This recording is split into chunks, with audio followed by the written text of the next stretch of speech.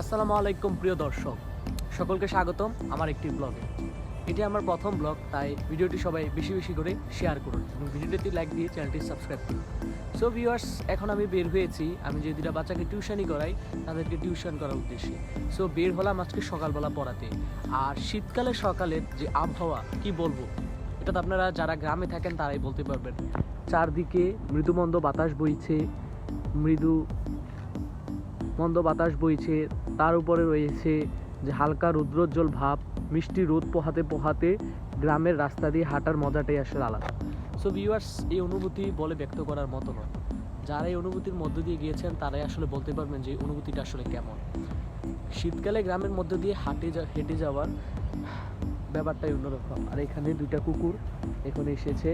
আসলে আমি কুকুরকে অনেক ভয় পাই, জানি না কীভাবে এই জিনিসটা পার হয়ে যাব।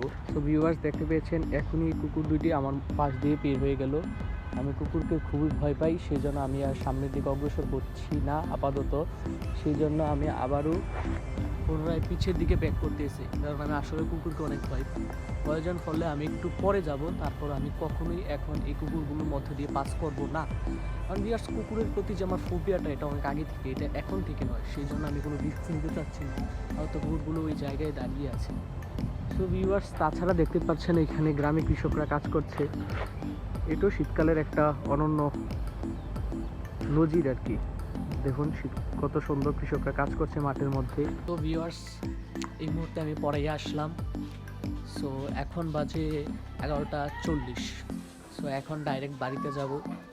দেখতে পাইতেছেন অলরেডি কিন্তু সূর্য মাথার উপরে উঠে গেছে এবং কুয়াশা যেটা ছিল সেটা অলরেডি চলে গিয়েছে। সো এখন আমি বাড়িতে চলে যাব। তো আমার প্রত্যেক দিনের ডেইলি রুটিন এমনটাই থাকে।